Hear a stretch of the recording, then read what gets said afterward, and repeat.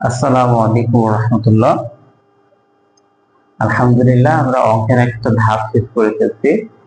যে গত video lecture আগ পর্যন্ত আমরা যে অংশটুকু দেখছি, যদি আমি ব্যক্তিগত কাউকে পড়াইতাম তাহলে কি করতাম, যে বেসিকের ওই অংশটুকুকে আমি আলাদাভাবে দেখতাম, যা আলাদাভাবে একটা এক্সাম নিতাম। কারণ হচ্ছে ওই এর আগের অঙ্কগুলো আমাদের একটা ধাপ বলা যায় শেষ হয়েছে। এখন আমরা তো নতুন একটা ধাপে গেলাম। আর আমি যদি এক্সাম নিতাম, যে আমার মানে আমাদের অঙ্কে 50%-এর বেশি, 50% কমপ্লিট হয়েছে, এখন আর আমরা 50% শেষ করব। যে এই আগের যে 50% যদি আমি এক্সাম নিতাম, তাহলে আমি উইদাউট ক্যালকুলেটর মানে ক্যালকুলেটর ছাড়া আমি এক্সাম নিতাম। আর এর পরবর্তী অংশটুক আমি উইথ ক্যালকুলেটর মানে ক্যালকুলেটর সহ আমি এক্সাম নিতাম। ঠিক আছে। আহ চেষ্টা করবো ইনশাআল্লাহ আমরা এখন থেকে যেগুলো দেখতেছি খুব গুরুত্বপূর্ণ আহ, ঐকিক নিয়ম এখন দেখবো। আচ্ছা, ঐকিক নিয়ম জিনিসটা কি? ঐকিক নিয়ম আসলে আমাকে একটা সহজে একটা বললো, যে ধরেন যে 10টি কলা, আহ 10টি কলা ধরেন, ধরেন একটি কলা দিলাম, একটি কলা 5 টাকা হলে আমাকে বললো 5টি কলা, 5টি কলার দাম কত? ঠিক আছে। আমাকে বললো যে একটি কলা 5 টাকা হলে 5টি কলার দাম কত। যদি আমরা এটা সহজে করি তাহলে এটা কত হয় না হয় একটু দেখি।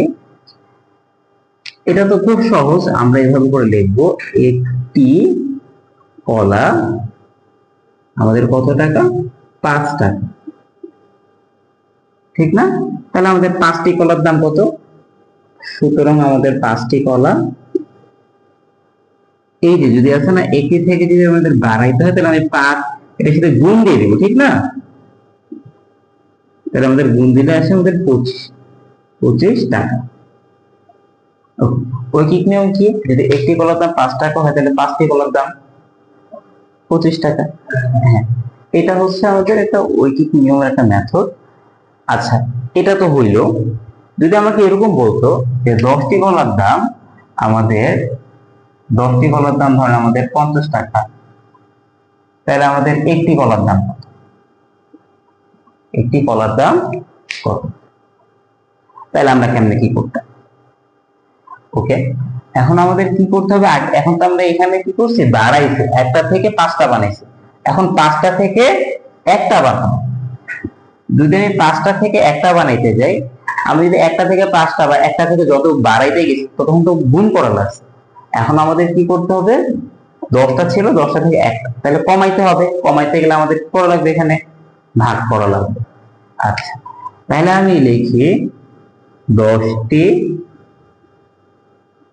কলা আমাদের কত টাকা?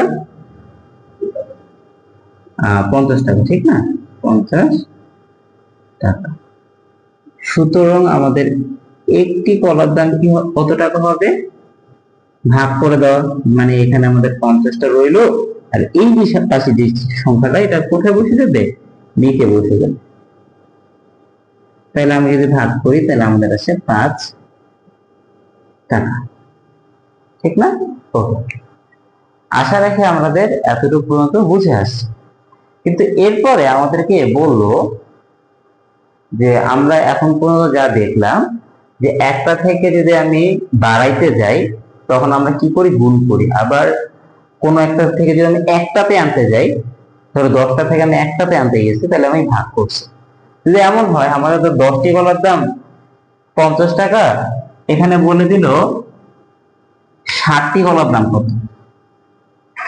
60টি কলার দাম কত? তাইলে আমরা কি করব?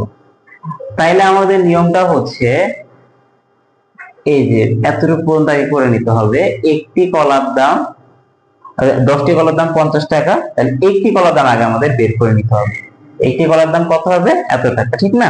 আমি ভাগ করে দেওয়ার পরে আমরা জানি একটা থেকে আবার যদি যে কোনো কিছুতে কনভার্ট করা খুব সহজ, ওই সংখ্যা দিয়ে গুণ করলে হয়ে যায়। সুতরাং আচ্ছা, আমি এখান থেকে আবার বলতেছি, খুব সহজে আমরা কি করবো? 10টি কলার দাম 50 টাকা, তাহলে একটি কলার দাম কত হবে? হ্যাঁ, জাস্ট ওটাতে ভাগ করে দিব। তাইলে আমি এখান থেকে কি করতে পারি, 60টি কলার দাম কত বলছে, তাহলে আমি এখানে 60টি কলার দাম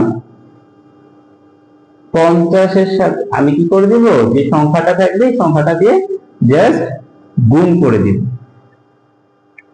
মানে আমাদের দিদি ফার্স্টে আমাদের একটি কলা বের করতে হবে, তারপর কি করতে হবে, হ্যাঁ আচ্ছা, এটা নিয়মটা কি, নিয়মটা হচ্ছে যে আমাদের প্রথমত যেটা থাকবে ওইটা থেকে একটার দাম বের করতে হবে, ওইটা থেকে আবার কি করতে হবে, 60টার দাম বের করতে হবে। আশা রাখি আমরা বুঝতে পারছি।